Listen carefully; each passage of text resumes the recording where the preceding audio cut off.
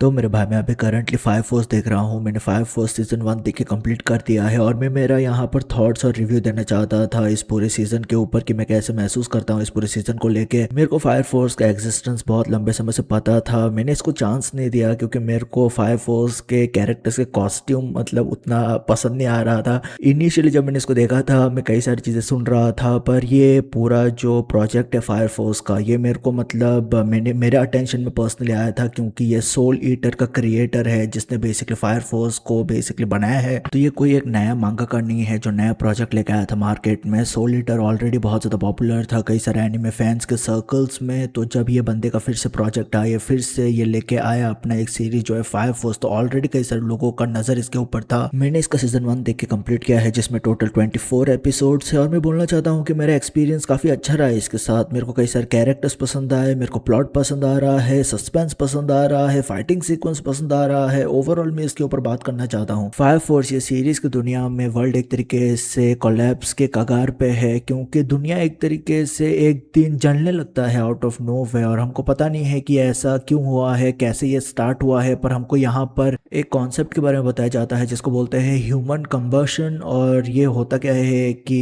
Humans जलने लगते हैं आउट ऑफ नोवेयर, ह्यूमंस जलने लगते हैं और ह्यूमंस जो जलने लगते हैं वो ट्रांसफॉर्म होते हैं इन्फर्नो में, जो बहुत ज़्यादा एक क्रेजी मॉन्स्टर बन जाते हैं और सब सारे लोगों को टेरराइज करते हैं। पर यहाँ पर हमको बताया गया है कि जब ये दुनिया पूरा जलने लगता है तब कई सारे लोग साथ में आते हैं और उन लोग अमातरासु जो प्योर फ्लेम है, जो apparently purest form of flame है, उसको उन लोग यूटिलाइज करते हैं एज ए एनर्जी सोर्स और उस तरीके से उन लोग अपना खुद का एम्पायर इस्टेब्लिश करते हैं जो है टोक्यो एम्पायर। और स्टोरी यहाँ पर ही टेक प्लेस कर रहा है। अब ये सीरीज का जो मेन प्रोटैगनिस्ट है वो काफी एक टिपिकल शोनन मेन प्रोटैगनिस्ट है, जहाँ पर हमको पता चलता है कि किस तरीके से ह्यूमन कंबक्शन की वजह से उसके माँ का और उसके छोटे भाई का डेथ हो गया था, उसका घर जल गया था, वो अकेला सर्वाइव करता है। पर जब वो सर्वाइव करता है तब वो बेसिकली उस पूरे इंसिडेंट में एक डीमन को देखता है जिसकी वजह से उसका क्यूरियोसिटी स्पार्क करता है। बाद में हम इसी बंदे को देखते हैं कि किस तरीके से वो फायर फोर्स के कंपनी 8 में एनरोल करता है। हमको उसका स्ट्रगल्स दिखाई देता है कि किस तरीके से लोग उसको जिम्मेदार ठहरा रहे थे उसके घर जलने के लिए, लोग उसको डेवल बोल रहे थे। और उसका कैरेक्टर में, शिनरा के कैरेक्टर में एक बात यह भी है कि जब कभी वो नर्वस होता है तब वो काइंड ऑफ ग्रीन करता है। तो सोसाइटी में या लोगों का ओपिनियन या लोगों का नजरिया शिनरा की तरफ ये भी था, या एक तरीके से मिसकंसेप्शन था कि ये सब सारी चीजें होने के बाद भी शिनरा काइंड ऑफ ग्रीन करता है। शिनरा ने अपनी जिंदगी में बहुत सारे हर्डल्स झेले हैं पर वो बचपन से ही वो हीरो बनना चाहता था, तो उसका भी पूरा एम्बिशन है या मोटिव यही है कि वो अपने फायर एबिलिटीज को यूटिलाइज करना चाहता है लोगों की जान बचाने के लिए। वो मतलब बेसिकली अपने आप को हीरो बोल रहा था। अब शिनरा ये सीरीज में 3rd जनरेशन फायर बिल्डर है, जिसका मतलब ये है कि वो ऑलरेडी बहुत ज्यादा गिफ्टेड है और बहुत ज्यादा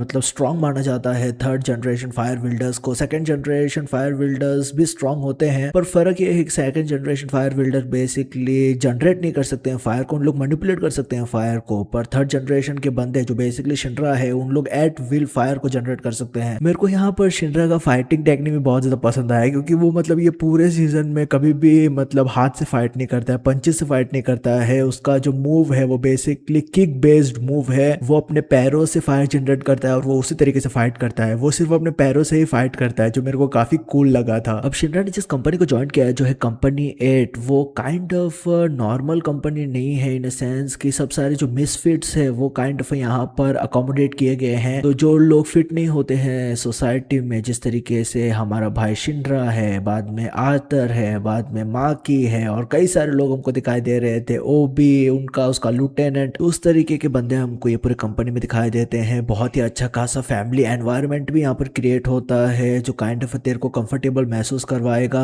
ये कंपनी का जो सोल पर्पस है एग्जिस्टेंस का वो यही है कि ये कंपनी ढूंढना चाहता है कि ह्यूमन कंबशन कैसे होता है, क्या उसके पीछे है। और ये कंपनी ओवरऑल काइंड ऑफ सबसे ऊपर जो ये कंपनी का प्रायोरिटी है वो ये है कि उन लोग लाइव्स बचाना चाहते हैं, लोगों को बचाना चाहते हैं। अब ये पूरी सीरीज में 8 कंपनीज है, हर एक इंडिविजुअल कंपनीज का प्रायोरिटी डिफरेंट डिफरेंट है, पर प्राइमरीली जो उन लोग काम करते हैं सोसाइटी में वो है एलिमिनेट करने के लिए इन्फर्नोस को, जो बेसिकली ह्यूमन कंबशन के जरिए से जो मॉन्स्टर्स बनते हैं ह्यूमंस के जरिए से, उनको ये कंपनियां एलिमिनेट करते हैं अपने अपने जुरिस्ट्रिक्शंस में रह के। और ये सब सारे जो कंपनीज है वो उन लोग सब सारे लोग आते हैं हाजिमा इंडस्ट्रीज के अम्ब्रेला में, जो काइंड ऑफ एक मैसिव मोनोपोली बना के रखा है पूरे टोक्यो एम्पायर में। उसके बारे में हमको ज़्यादा कुछ पता नहीं है, पर उनके कंपनियों के ऊपर हम लोग फोकस कर रहे थे फ्रॉम 1 to 8। अब फायर फोर्स के सीजन 1 में मेरे हिसाब से यहाँ पर हम लोग कंपनी 8 में नए नए रिक्रूटमेंट्स कर रहे थे। हम लोग कंपनी 8 को स्ट्रांग होते हुए देख रहे थे। यहाँ पर हमको इंजीनियर रिक्रूट होते हुए दिखाई देता है, साइंटिस्ट रिक्रूट होते हुए दिखाई देता है, कई सारे सबऑर्डिनेट्स रिक्रूट होते हैं alongside with Shindra and Arthur. तो यहाँ पर हम लोग कंपनी 8 को एज अ बेस लेके ढूंढने की कोशिश कर रहे थे कि ह्यूमन कंबर्शन के पीछे है क्या, ये ह्यूमन कंबर्शन का पूरा मामला क्या है, क्यों ये ऐसा होता है। तो इसी की वजह से हम लोग इवेंचुअली देखते हैं कि कंपनी 8 उन लोग पहले काइंड ऑफ इन्फिल्ट्रेट करते हैं या उन लोग अटैक करते हैं कंपनी 5 के ऊपर। कंपनी 5 के जो कैप्टन है वो एक साइंटिस्ट है और उसने एक्सटेंसिवली रिसर्च किया था ह्यूमन कंबर्शन के ऊपर, और उसी रिसर्च को एज अ लेवरेज की तरह यूटिलाइज करते हुए वो रैंक्स में ऊपर बनती है, ऊपर जाती है और वो कैप्टन बनती है। वो कई सारे इन्फर्नोस को कैप्चर करके वो उनके ऊपर रिसर्च कंडक्ट कर रही थी। तो इवेंचुअली हम देखते हैं कि कंपनी 8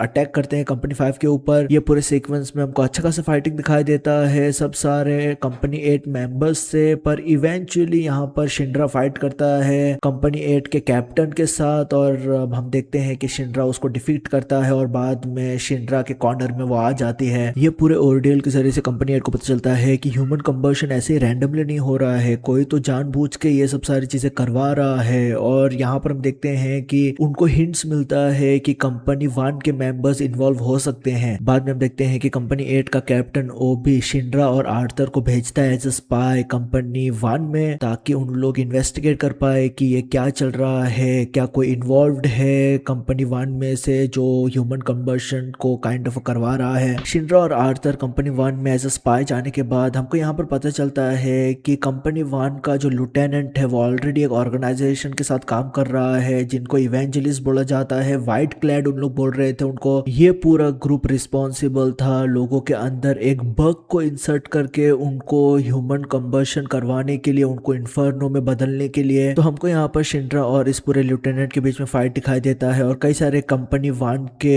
इंडिविजुअल भी काइंड ऑफ यहाँ पर आके चिप इन करते हैं, हेल्प करते हैं शिंड्रा को। हम देखते हैं यहाँ पर ये पूरे सिनारियो में उन लोग शिंड्रा और ग्रुप कैप्चर कर पाते हैं, बहुत डिफिकल्टी से कैप्चर कर पाते हैं लिeutenant को। पर ये जो इवेंजलिस्ट है, जो व्हाइट क्लैड के लोग हैं, उन लोग काइंड ऑफ लिeutenant को ठोक देते हैं, उन लोग स्नाइप कर देते हैं क्योंकि उन लोग कोई इन्फॉर्मेशन को लीक नहीं करना चाहते थे। अब क्योंकि यहाँ पर कंपनी 8 को कई सारे इन्फॉर्मेशन मिला था कि किस तरीके से लोग ह्यूमन कंबर्शन करवा रहे हैं एक इंसेंट के जरिए से, और ये पूरा जो एक ग्रुप है, ऑर्गेनाइजेशन इन्वॉल्व है जिसको इवेंजलिस्ट बोला जाता है, व्हाइट क्लैड बोला जाता है, तो उनका हिंट्स उनको लीड करता है कंपनी 7 के जुरिस्ट्रिक्शन में। ये सेगमेंट बहुत ज़्यादा हाइप था पर्टिकुलरली क्योंकि हमको यहाँ पर बेनिमारू शिनमोन दिखाई देता है। ये बंदा बहुत ज़्यादा क्रेजी स्ट्रॉन्ग है क्योंकि ये बंदा ना कि कंट्रोल कर सकता है फायर को, ये बेसिकली जनरेट भी कर सकता है, ये सेकंड जेन का भी एबिलिटी यूज़ कर सकता है, थर्ड जेन का भी एबिलिटी यूज़ कर सकता है, जो बहुत ज़्यादा इंसेन लेवल का था। हमको यहाँ पर पता चलता है कि इवेंजलिस्ट, कई सारे इवेंजलिस्ट यहाँ पर ऑपरेट कर रहे थे बहुत ही लंबे समय से, और उन लोग बहुत ज़्यादा केओस मचाते हैं कंपनी 7 के जुरिस्ट्रिक्शन में। पर क्योंकि यहाँ पर कंपनी 7 का कैप्टन बेनिमारू है और यहाँ पर कंपनी 8 के इंडिविजुअल इन्वॉल्व थे, तो ये पूरे सेगमेंट के क्लोजर में हम देखते हैं कि इवेंचुअली सब सारी चीजें उन लोग कंट्रोल में लेके आ पाते हैं। पर ये जो पूरा सेगमेंट था क्रेजी था मेरे भाई। कंपनी 8 को यहाँ पर से इन्फॉर्मेशन मिलता है कि इवेंजलिस्ट का बेस कहाँ पर है, पर उन लोग ये पूरे बेस के ऊपर अटैक करने से पहले हम लोग कई सारे लोगों को देख रहे थे ट्रेनिंग करते हुए। हमको शिंड्रा स्ट्रांग होते हुए दिखाई दे रहा था, आर्थर स्ट्रांग होते हुए दिखाई दे रहा था। शिंड्रा और आर्थर दोनों लोग चाहते हैं ट्रेनिंग करने के लिए बेनिमारू के साथ, ये बहुत ज्यादा कूल था। यहाँ पर शिंड्रा अपने फ्लेम्स को और अच्छी तरीके से यूटिलाइज कर पा रहा था, आर्थर अपने ब्लेड के एबिलिटीज को और भी अच्छी तरीके से शार्पन कर पा रहा था बेनिमारू के ट्रेनिंग में। पर ये सब सारी चीजें होने के बाद हम लोग इवेंचुअली कंपनी 8 को अटैक करते हुए देखते हैं, इन्फिल्ट्रेट करते हुए देखते हैं इवेंजलिस्ट के बेस के ऊपर, और इवेंजलिस्ट चाहते थे कि उन लोग अटैक करें, तो यहाँ पर उस तरीके से कुछ भी रेजिस्टेंस नहीं था। पर हमको ये पूरे सेगमेंट में, ये जो पूरे इन्वेजन का सेगमेंट था, यहाँ पर हमको काफी कूल 1-on-1 फाइट्स दिखाई देता है कंपनी 8 और इवेंजलिस्ट के बीच में। मेरे भाई ये पूरे चीज में हमारा भाई शिनरा उसके छोटे भाई से मिल पाता है जिसका नाम है शॉ।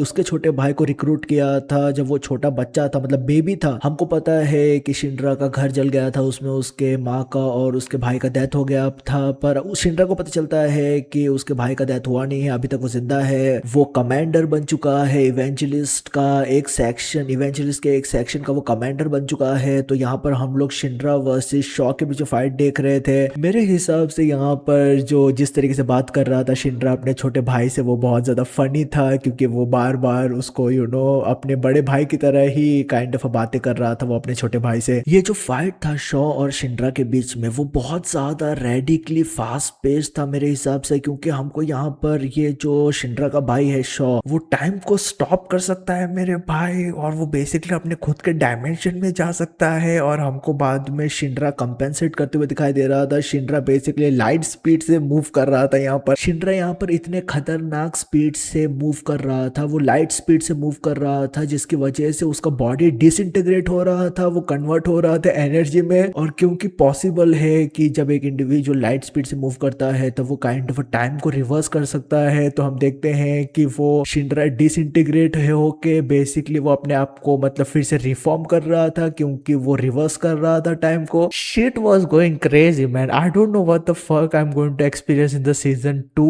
मतलब सीजन सेकंड में मैं क्या एक्सपीरियंस करूंगा, पर यहाँ पर जो चीजें चल रहा था वो क्रेजी था मेरे भाई। अब यहाँ पर शॉ और शिनरा ये सब सारी चीजें कर रहे हैं क्योंकि उन लोग पोजेस करते हैं अडोला बर्स्ट, जो basically purest form of flame है, और शिनरा और शॉ काइंड ऑफ कनेक्टेड है एक दूसरे के साथ अडोला लिंक के जरिए से। ये पूरे फाइट में ऐसा लगा कि शिनरा काइंड ऑफ शॉ को उसके कैप्टिविटी से बाहर लेके आ रहा था। तभी हम देखते हैं कि कई सारे इवेंजलिस्ट सैबोटाज करते हैं इस पूरे फाइट में, उन लोग शॉ को फिर से अपने कैप्टिविटी में ले लेते हैं। और towards the end of the whole ordeal हम देखते हैं कि शिनरा हमको हेविली वुंडेड दिखाई दे रहा था, वो बहुत ज्यादा ही सीवियर स्टेट में था, उसको हॉस्पिटलाइज किया जाता है, उसके मल्टीपल ऑर्गन्स फेलियर हो गए थे। पर शिनरा 3 दिन के बाद फुल रिकवरी कर लेता है। रिकवरी करने के बाद शिनरा को मिलने आता है कंपनी 1 का कैप्टन, जो उस दिन मौजूद था जिस दिन शिनरा का घर पूरा जल गया था। तो यहाँ पर हमको कंपनी 1 के कैप्टन के जरिए से शिनरा के साथ जो हादसा हुआ था उसके ऊपर थोड़ा क्लैरिटी मिलता है। पर यह होने से पहले हमको बहुत ज्यादा क्रेजी क्लैश दिखाई दे रहा था कंपनी 1 के कैप्टन वर्सेस शिनरा के बीच में। यहाँ पर कंपनी 1 का कैप्टन शिनरा को टेस्ट करना चाहता था कि कितना वो पावरफुल बन चुका है। ये बहुत ज्यादा एपिक क्लैश था, पर इवेंचुअली कैप्टन बताता है शिनरा को कि क्या क्या उसने देखा था उस पूरे दिन में, 15 साल पहले क्या क्या उसने देखा था। यहाँ पर हमको पता चलता है कि जो आग लगा था शिनरा के घर पे वो उसके छोटे भाई के वजह से था, और उसकी माँ डीमन में तब्दील हो चुकी थी। यहाँ पर हमको इवेंजलिस्ट का एक एंजल आते हुए दिखाई दे रहा था। वो एंजल शॉ को मतलब शिनरा के भाई को अपने अंडर लेती है। शिनरा की माँ डीमन बन के उसके बाद क्या हुआ हमको पता नहीं है एग्जैक्टली कि शिनरा की माँ डीमन होने के बाद उसके क्या हुआ, पर ये कैप्टन सब सारी चीजें बताता है शिनरा को। और अभी शिनरा को पता चल जाता है कि उसकी माँ मोस्ट प्रॉब्ली अभी तक जिंदा है, पर वो डीमन में बदल चुकी है। उसका भाई भी जिंदा है, पर वो इवेंजलिस्ट का कमांडर बन चुका है। तो यहाँ पर हम देखते हैं कि हालांकि शिनरा के जिंदगी में बहुत सारा फक्ड अप चीजें हो रहा है, पर फिर भी अभी उसको पता है कि उसका भाई जिंदा है, उसको पता है कि उसकी माँ जिंदा है। तो थोड़ा तो ऑप्टिमिज्म यहाँ पर हमको शिनरा की तरफ से दिखाई दे रहा था, और हमेशा से वो अपने आप को हीरो मानता है। वो बोलता है कि किस तरीके से वो सब सारे लोगों को बचा लेगा at the end of the day. तो यहाँ पर ही सीजन 1 काइंड ऑफ कंक्लूड होता है। पर मैं एक बात जरूर बोलना चाहता हूँ, ये पूरे चीज में